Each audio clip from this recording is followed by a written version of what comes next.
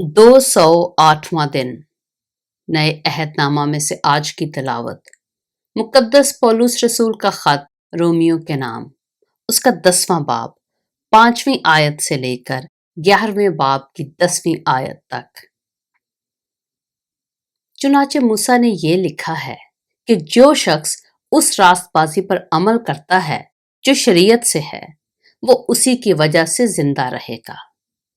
मगर जो रास्तबाजी ईमान से है, वो यूं कहती है कि तू अपने दिल में ये ना कह कि आसमान पर कौन चढ़ेगा, यानी मसीह के उतार लाने को, या गहराओं में कौन उतरेगा, यानी मसीह को मुर्दों में से जिला कर ऊपर लाने को। बल्कि क्या कहती है ये कि कलाम तेरे नजदीक है, बल्कि तेरे मुंह और तेरे दिल में है। ये वही ईमान का कलाम है जिसकी हम मुनादी करते हैं कि अगर तू अपनी जुबान से यस्सु के खुदावंद होने का इकरार करे और अपने दिल से ईमान लाए कि खुदा ने उसे मुर्दों में से जलाया, तो निजात पाएगा। क्योंकि रास्तबाजी के लिए ईमान लाना दिल से होता है और निजात के लिए इकरार मुंह से किया जाता है।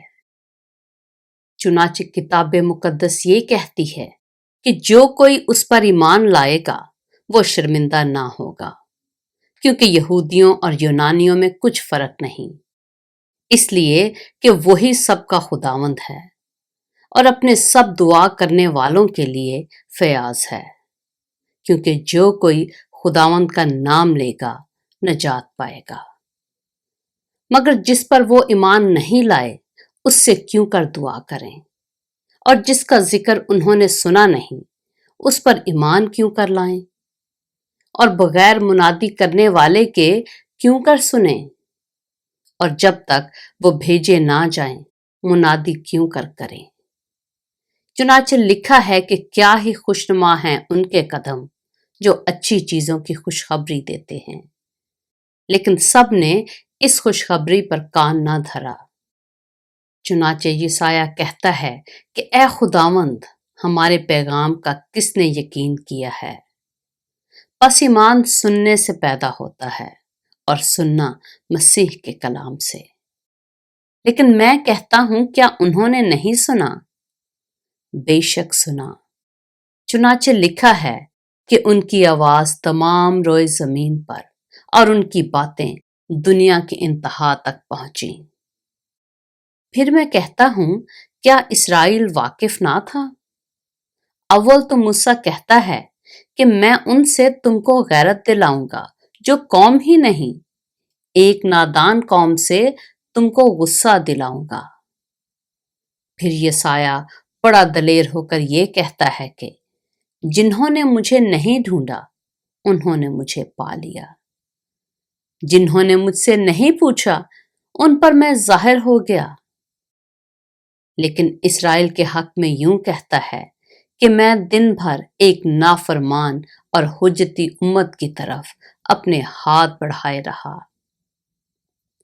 मुकद्दस पौलुस रसूल का खत रोमियो के नाम, उसका 11वां बाब। बस मैं कहता हूं, क्या खुदा ने अपनी उम्मत को रद्द कर दिया? हरगिज़ नहीं, क्योंकि मैं भी इस्राएली, इब्राहिम की नस्ल और बिन्यामीन के कबीला में से हूं। खुदा ने अपनी उस उम्मत को रद्द नहीं किया जिसे उसने पहले से जाना।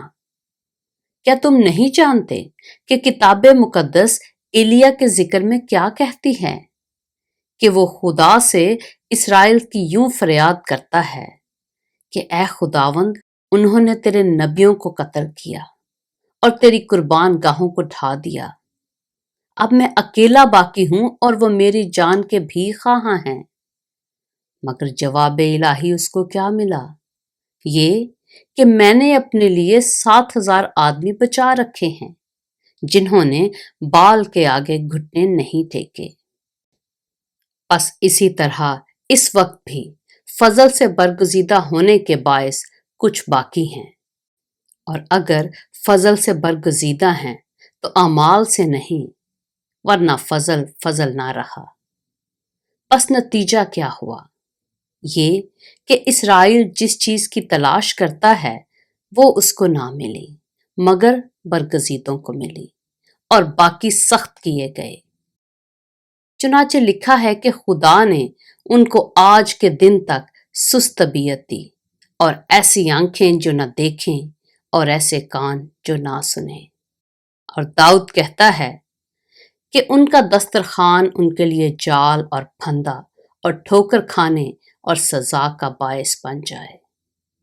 ان کی آنکھوں پر تاریکی آ جائے تاکہ نہ دیکھیں، اور تو ان کی پیٹھ ہمیشہ جھکائے رکھ۔ پاک کلام کے پڑھے اور سنے جانے پر خداوند کی برکت ہو۔